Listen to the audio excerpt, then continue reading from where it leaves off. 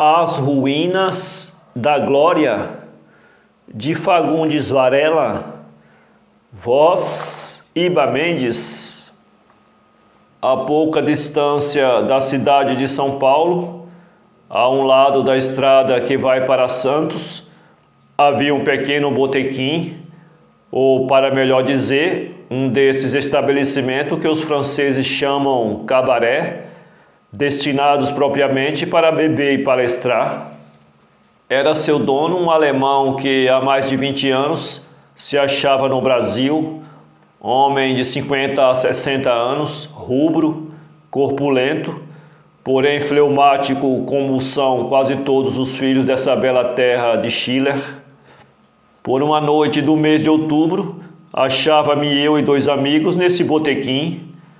A chuva caía a cântaros sobre a terra, o trovão rugia no espaço e a ventania sacudia com violência as vidraças da salinha onde estávamos. Nossa conversação era alegre e expansiva, os cachimbos fumegavam cheios de excelente vernique e o ponche crepitava diante de nós, fazendo voltear fantasticamente a sua chama de um belo azul pálido.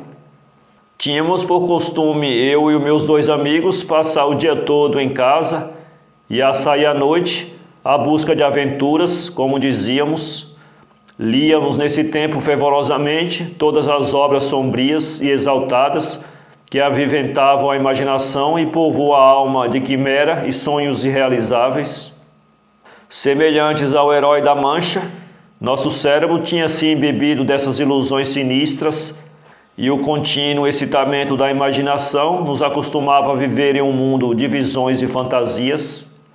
Eu era um ardente apologista do autor de Manfredo, amava a noite e as trevas, e em falta de um franc, invocava os meus espíritos do topo de uma colina. Alberto procurava divisar nas trevas da noite as sombras dos guerreiros, recitava a maior parte dos poemas de Ossian, e gostava das neblinas, do vento e da tempestade. Finalmente, José era apaixonadíssimo do desvarado fantasista alemão Crespel.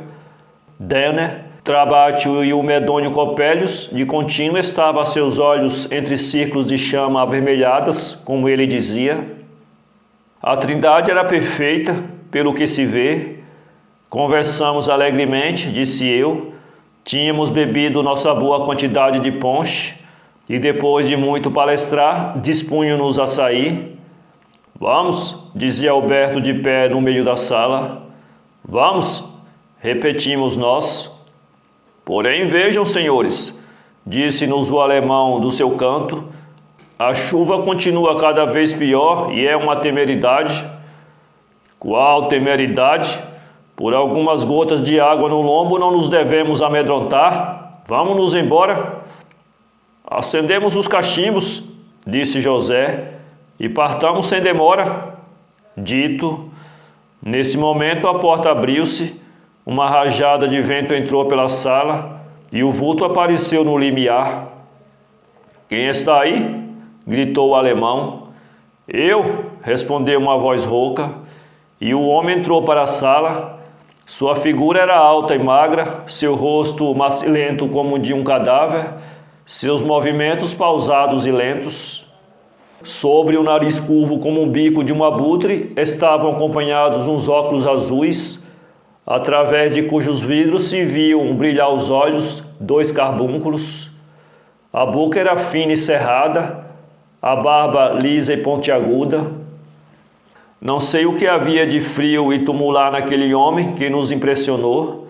Disse-ia o fúnebre hóspede da balada alemã, o visitante sinistro que, coberto da poeira da campa, deixava o cemitério para ir bater à porta de um castelo em noite de festa. Que quer o senhor? Perguntou-lhe o alemão.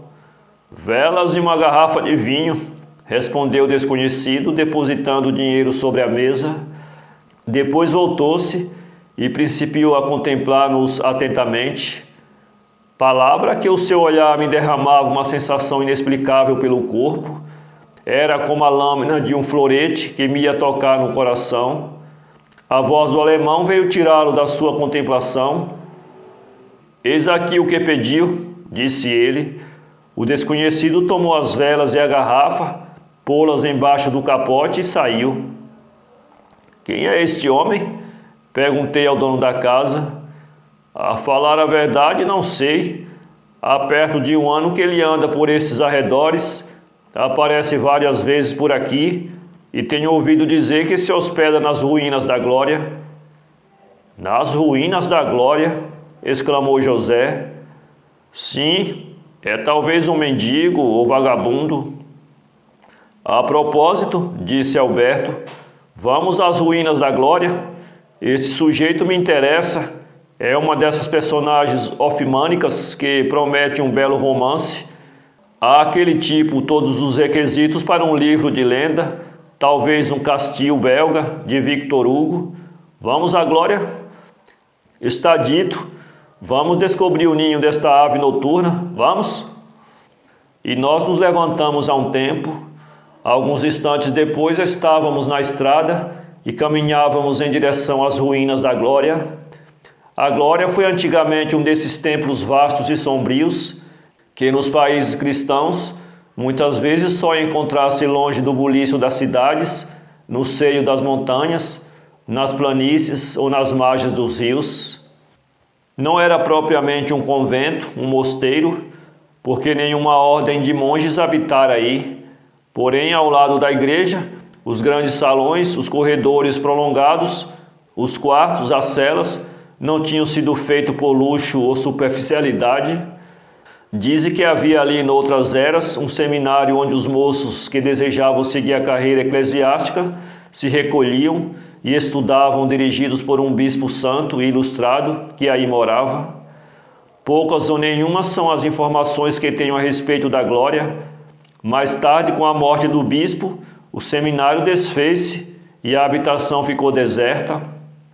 Longe da cidade, em lugar ermo e agreste, bem difícil era cuidar-se do antigo seminário. O edifício foi se arruinando com o correr dos tempos, de maneira que hoje não é mais do que um resto de demolidas paredes, uma torre erguida entre plantas bravias e um montão de pedras. No tempo em que se passava essa história, havia ainda uma parte do edifício poupada pelo tempo. Eram 2 salões ainda bem conservados, apesar do limo e da umidade das paredes, algumas câmaras ao rés do chão e uma grande varanda no fim de um corredor, cujas paredes ameaçavam cair a cada momento. Dito isto, continuemos a narração. A chuva tinha cessado o seu ímpeto, porém o céu era sombrio como uma lousa de mármore preto sobre um túmulo, servindo-me da expressão de Lá menor, e o vento corria gelado e desabrido, intrometendo-se pelas dobras de nossos capotes. Estávamos já perto do portão coberto de lianas e trepadeiras selvagens que precede as ruínas. Bebemos cada um alguns goles de Kirschenweiser por causa do frio. Empurramos depois a porta e entramos num campo vasto e despido que está diante da arruinada igreja. Como tudo era triste, parecia-me que entrávamos para uma região nua e gelada, onde a vegetação tentava erguer-se debalde, onde o vento corria sem empecilhos.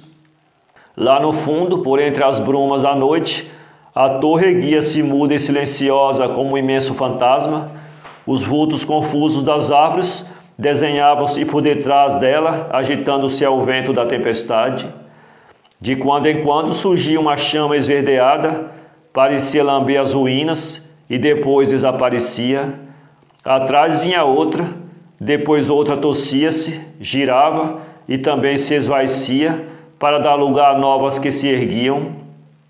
Lembrei-me das legendas dos lutins e farfades e confesso que me senti um pouco impressionado. Minha emoção aumentou quando contemplei a torre, cuja cúpula de porcelana molhada pela chuva se iluminava de pálido brilho aos fogos errantes da noite. Vê, Alberto, como é triste assim aquela torre, disse o rei das florestas com seu diadema de fosforescências. É verdade, respondeu-me Alberto, lembra-me.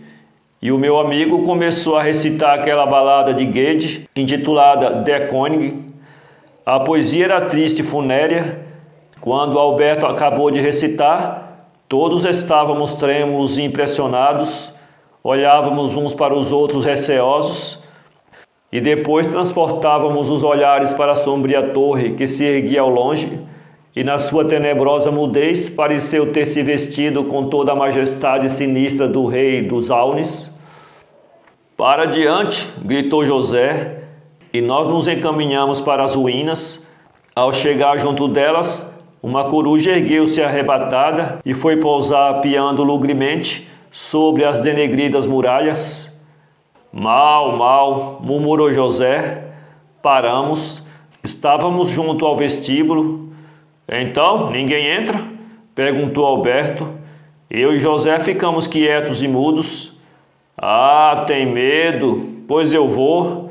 Dizendo isto, afastou com uma bengala as plantas bravias que interceptavam a passagem e desapareceu pelo vestíbulo arruinado.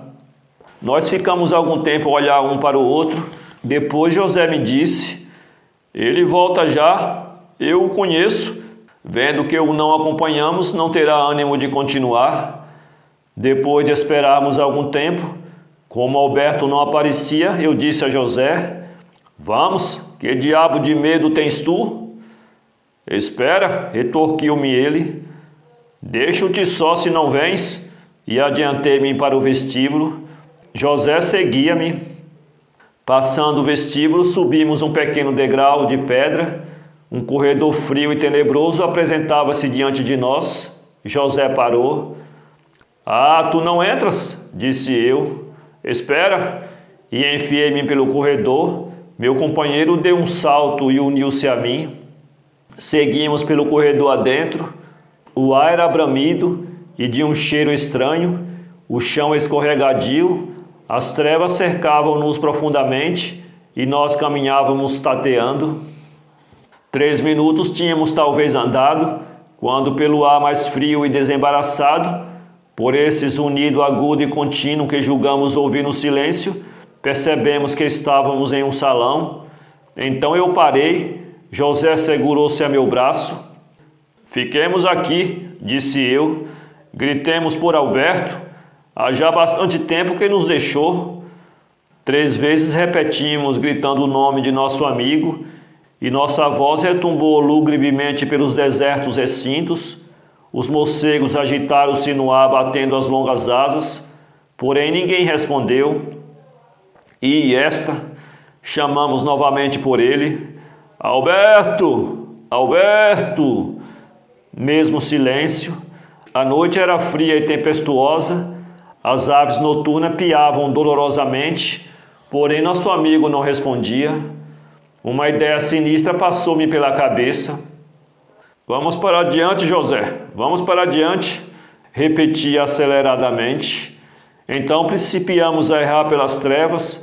O recinto parece que amplificava cada vez mais suas paredes, porque nós andávamos e não encontrávamos um termo.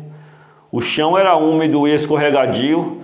O ar estava prenhe de um aroma estranho, um cheiro de ruínas, um odor de sombria antiguidade. Oh! Gritemos de novo, disse eu trêmulo e assustado. Alberto! Alberto! Clamamos com todas as forças dos pulmões, porém nada, apenas um gemido abafado e doloroso chegou a nossos ouvidos. Deus! Clamamos horrorizados. Afastei um passo. José tremia convulsivamente agarrado em mim. De repente uma luz surgiu ao longe e o vulto de um homem atravessou lentamente o fundo do aposento. Reconheci imediatamente o desconhecido do botequim, porém, longe de nos tranquilizar, a sua presença veio aumentar o nosso terror. Com efeito, era-lhe medonha a figura naquele momento. O esverdeado cadavérico do rosto crescia ao clarão mortiço da vela. Seus óculos azuis davam aos olhos um aspecto de 2 negras concavidades. A cabeça calva e reluzente semelhava a uma fronte de morto. A funérea solenidade do seu andar, a imobilidade do rosto fazia-me recordar todas as lendas que ouvira na minha infância. Depois de ter atravessado lentamente o fundo do salão, chegando perto de um corredor, voltou o rosto para trás, exalou um gemido e desapareceu. Parecia-me que as trevas se condensavam em torno de nós. A figura do desconhecido, entretanto, não me saía dos olhos, e eu julgava ainda ouvir aquele doloroso gemido que lhe escapava do seio. Oh, é talvez um desgraçado, disse eu comigo. Para que hei de temê-lo, vítima do mundo e dos homens, vem talvez deslembrar seus martírios na triste quietação destas ruínas. Porém, onde está Alberto, meu Deus? Voltemos, voltemos, dizia José. Talvez ele já saísse. Custe o que custar, clamei eu desesperado. Devesse eu morrer, é preciso buscá-lo, vamos. Mas para onde? Para onde? Dizia José. Não vês que tudo é escuro, que não conhecemos esses lugares? Pois então gritemos, repliquei. Para quê? Não temos cansado de gritar? Olha, Alberto já saiu. Ah, ocorre-me uma ideia, exclamei puxando José pelo braço. Qual? Chamemos o desconhecido, disse eu, com mais força. O caso é sério e devemos banir esses terrores infantis. E sem esperar mais tempo, pus-me a gritar: Ó Senhor destas ruínas! Olá! Olá! Poucos minutos depois a luz apareceu e o sombrio habitador das ruínas apresentou-se no limiar de uma porta, mudo, impassível como uma estátua. Através, porém, de seus óculos, os olhos vivos e penetrantes como pontas de floretes estavam fixos sobre nós. Senti-me esmorecer-me um momento, porém, lembrando-me de Alberto, a resolução voltou. Senhor, disse eu, um nosso companheiro, um amigo que veio conosco, desapareceu aqui. Nós o buscamos, porém é impossível achá-lo sem vosso auxílio. Socorrei-nos, pois. O desconhecido abanou lentamente a cabeça e disse com voz rouca e pausada: Moços, fizeste mal, muito mal em vir aqui a estas horas. Há 30 anos que um drama de lágrimas e de sangue reproduz-se aqui todas as noites, entre o pio das aves e o sibilo do vento. Fizeste mal, muito mal em vir aqui. Senti-me possuído de um terror inexprimível a estas palavras, e José agarrou-se lívido a meu ombro. Entretanto, era preciso ver o fim de tudo isto, saber de Alberto. Venci a minha repugnância e continuei: Mas atendei, Senhor, é impossível agora partirmos sem o nosso companheiro. Ajudai-nos a procurá-lo, nós vos seremos reconhecidos. Nesse momento, um turbilhão de vento úmido e gelado entrou pelo vasto recinto, e o trovão fez-se ouvir surdo e medonho no céu. Vedes, murmurou o velho, a tempestade principia a sua orquestra. Em breve tempo os acordarão para cantar a melodia dos túmulos. Muitos são os que repousam aqui, muitos.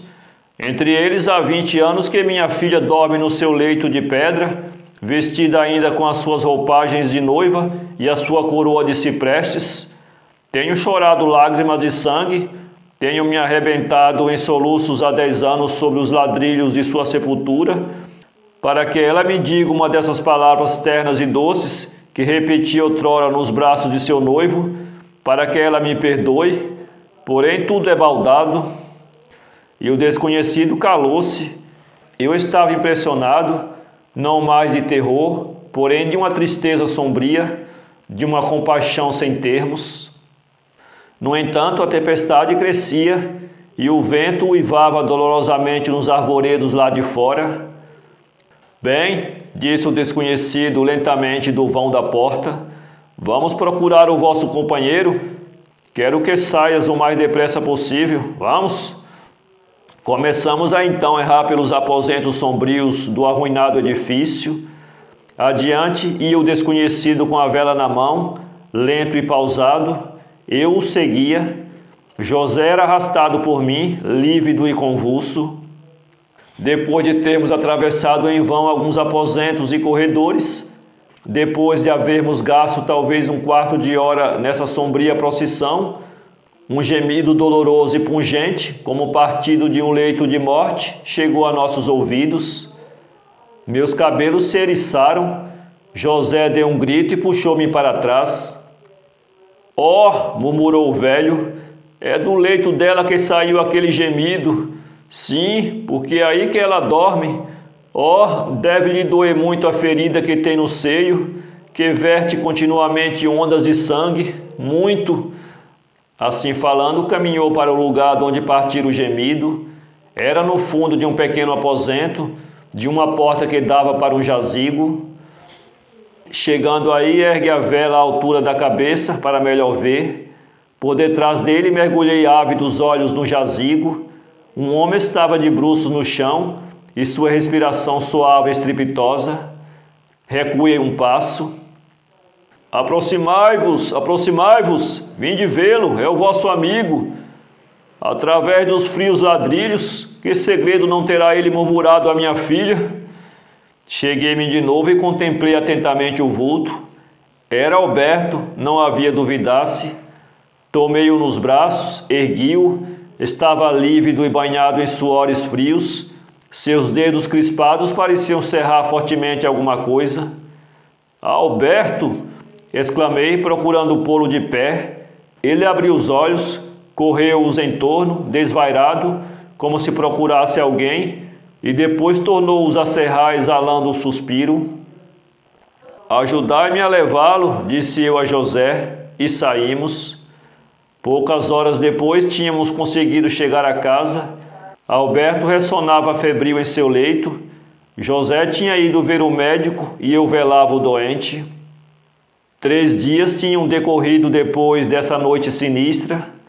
À cabeceira de Alberto, de quando em quando, aparecia a figura calma e pálida do Dr. V, que examinava atentamente o doente e depois retirava-se para conversar comigo e José. O delírio e a febre não tinham abandonado o pobre mancebo.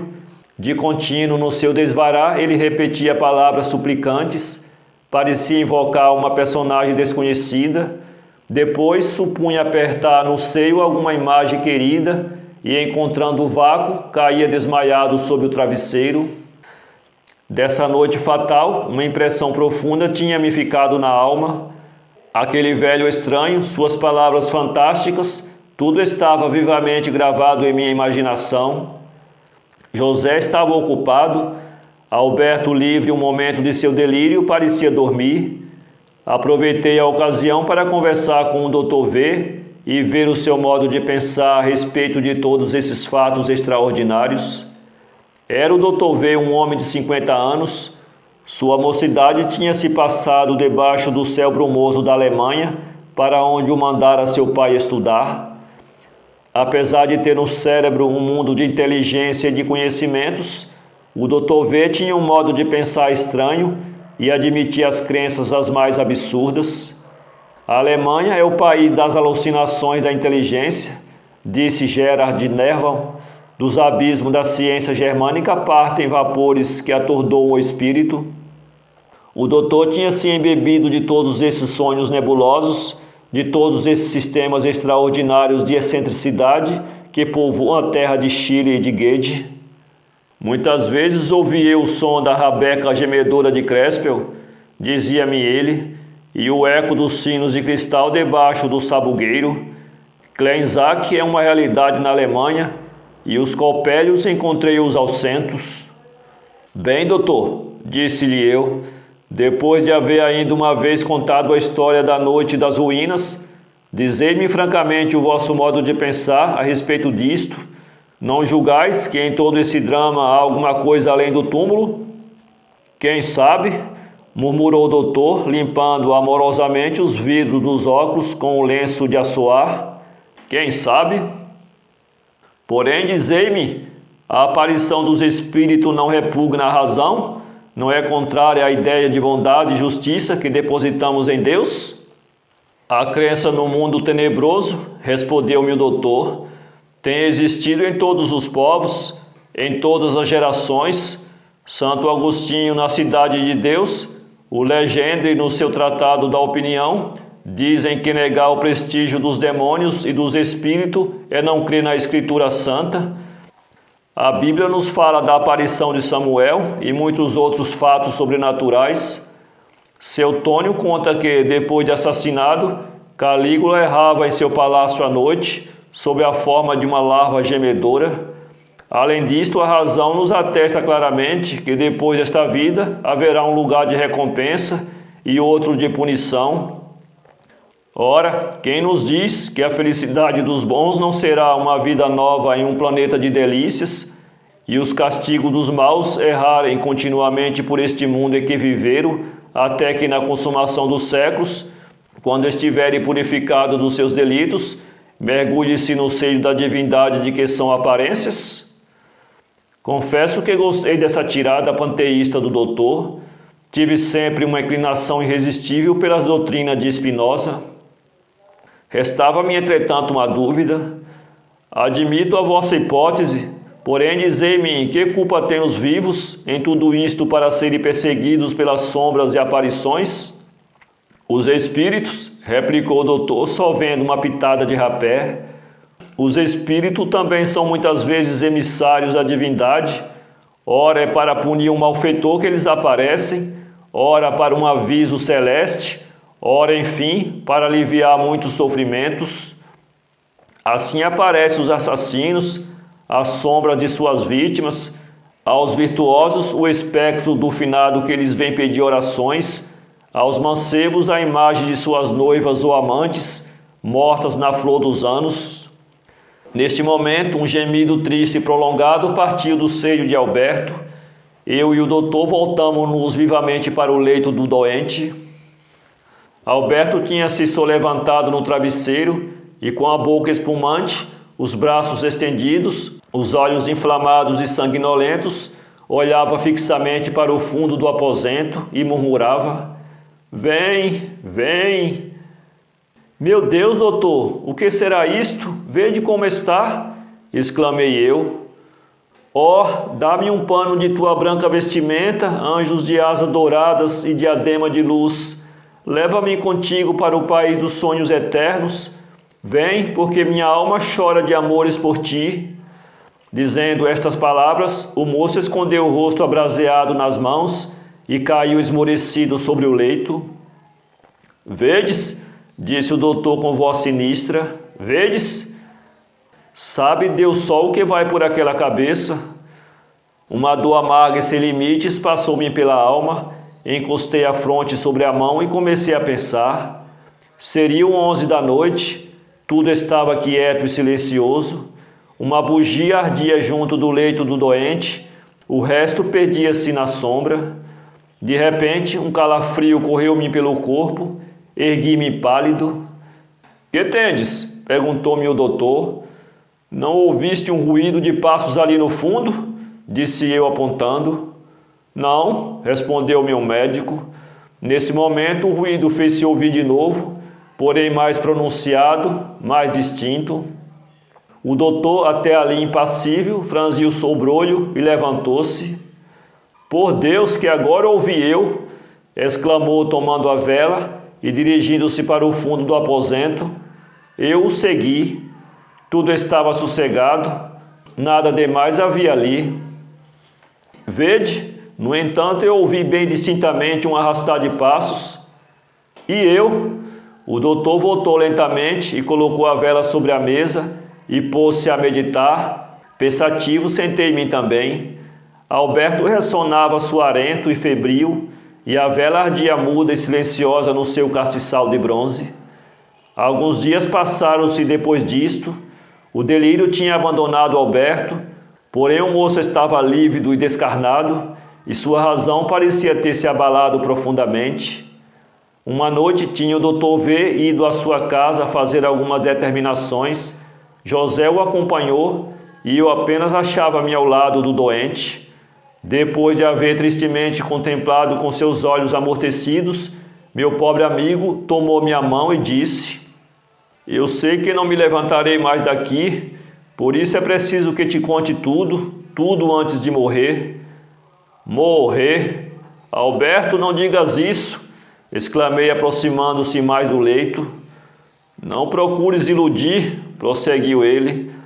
A voz que me murmurou esta sentença ainda tenho eu no ouvido. Escuta-me. Ele acomodou-se um momento no seu leito e continuou. Naquela noite em que fomos às ruínas, afastei-me de ti e de José, bem te lembras, enfiei-me pelos corredores e aposentos, e depois de errar alguns momentos, senti uma curiosidade irresistível, uma atração insuperável chamar-me para um ponto das ruínas. Caminhei. De repente, uma espécie de harmonia misteriosa, doce, baixinha, chegou-me ao ouvido, e um clarão tépido e brando veio de longe ferir-me os olhos. Adiantei-me mais, então divisei um vulto de mulher que me estendia os braços. Ela era mais bela que um anjo de Deus. Seus longos cabelos de reflexos dourados escapavam em ondas de uma grinalda de ciprestes que tinha na cabeça. Seus olhos eram puros e meigos, sua tez branca como a neve. De um lado do seio suas alvas roupagens estavam caídas, e uma onda negra de espumoso sangue corria em borbotões de uma larga ferida e ensopava-lhe a vestimenta. Fiquei estático no meu lugar, imóvel como se fosse ferido do raio. Então a sombra moveu imperceptivelmente os lábios e sua voz harmoniosa me chegou aos ouvidos. Vem, dizia ela. Eu ouvi, meu amigo, eu ouvi, disse Alberto, incendendo os olhos. Não foi ilusão, tão certo como estou nesse leito de morte e como daqui só sairei para o cemitério. Eu a ouvi. Segunda vez mais lânguida, mais triste, ela me disse, vem.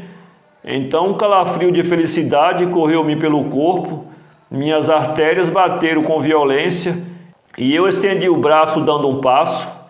Tudo desapareceu e eu apenas encontrei o vácuo, caí. Quando despertei, tu me erguias. Alberto respirou um momento e com voz cansada continuou.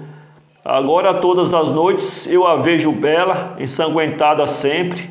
Eu a vejo e amo-a, porque ela é um anjo, porque ela me chama. Eu não posso mais viver. Há uma voz que me murmura na alma que quando o gelo da morte me cair sobre os olhos, eu serei eternamente feliz. Eu não quero mais viver. Dizendo isto, Alberto caiu desanimado sobre o travesseiro. Um momento depois dormia um profundo sono. À noite chegou o doutor. Como vai o moço? Disse. Melhor, falou sossegadamente comigo e depois adormeceu. Notei-lhe apenas um desânimo e uma tristeza sem termos. Bem, vamos vê-lo. E o doutor encaminhou-se para o leito de Alberto, ouviu-lhe a respiração, passou-lhe a mão pela testa, tomou o pulso e, voltando-se para mim, disse: Sabes uma coisa? Vosso amigo está salvo. Imensa foi a alegria que senti dentro da alma a estas palavras. Parecia-me que tirava um grande peso de sobre o meu peito, que despertava de um pesadelo. Uma hora depois, o doutor retirou-se dizendo que, como não havia mais perigo, era desnecessária sua presença ali essa noite, que no dia seguinte voltaria. Como Alberto dormia sossegadamente, deixei um criado junto a seu leito e fui para um quarto descansar um pouco. Depois de haver dormido longo tempo, fui despertado pelo criado, que me sacudia ansiosamente de um lado para o outro, repetindo o meu nome. Que diabo é isto? Gritei eu, sentando-me na cama. Senhor, levante-se, levante-se depressa, que o senhor Alberto morre. Pular da cama, enfiar meu sobretudo, atravessar a casa e ir ao quarto de Alberto foi um momento. Quando cheguei, o meu amigo estava mais livre do que a morte. O suor corria-lhe abundância na fronte, seus olhos ardiam de uma chama terrível. Alberto, Alberto, que tens? Disse eu, arrojando-me ao leito e tomando-lhe a mão. Vou morrer, meu amigo, murmurou ele com voz fraca e arquejante. Não, tu não morrerás, exclamei eu. Guilherme, vai à casa do doutor V, diz-lhe que venha a toda pressa, a correr. É inútil, murmurou Alberto, é inútil. Sinto já o hálito da morte passar-me pelo rosto, sacudi-me os cabelos. Pelo contrário, meu amigo, o doutor disse que em poucos dias ficarias bom. Não me des esperança, disse ele, passando a mão pelo rosto, onde a morte principiava horrivelmente a sua obra de demolição. Não há medicina que me cure. Hoje eu a vi pela última vez. Seu rosto estava mais belo do que nunca, porém o sangue que lhe corria do seio era mais abundante. Ela me chamou com ânsia. Preciso ir. Há alguma coisa que me diz dentro da alma que em poucos minutos estarei com ela. Aqui a voz do meu amigo foi se tornando cada vez mais fraca e rouquenha. Ele pendeu a cabeça ao meu ombro e eu sentia seu peito ofegar convulsamente. Um instante depois, ele ergueu de novo a cabeça. Seu semblante estava horrivelmente decomposto.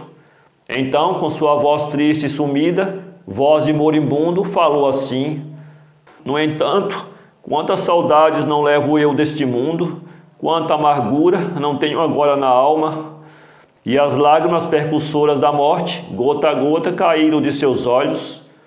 Ó, não teve junto de mim nesta hora suprema, ó meu pai, ó minha mãe, não poder vos abraçar e...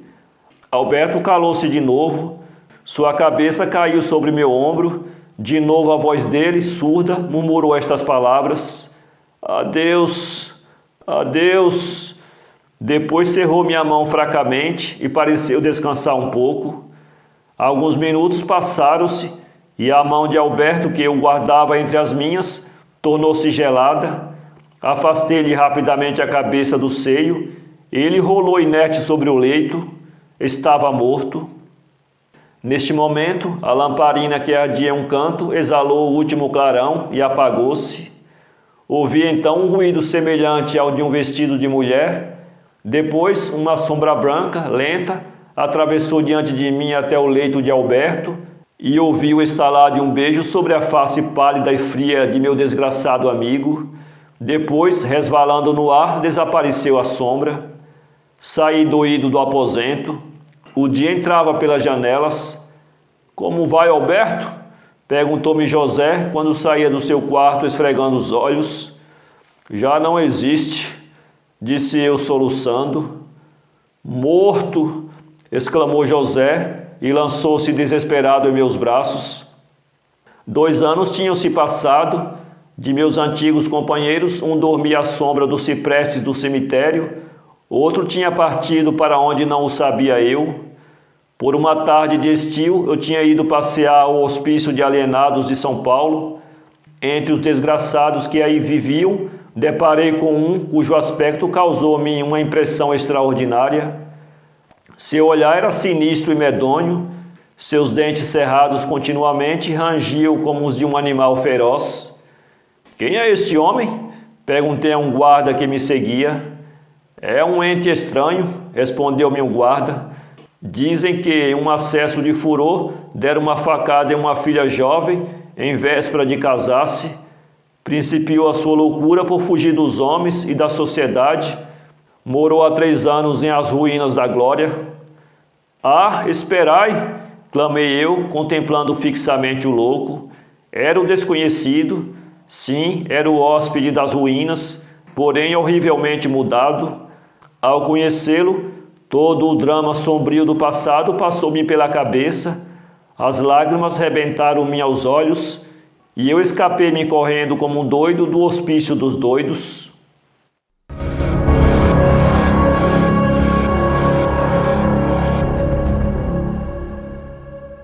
Para ler este conto, acesse www.poeteiro.com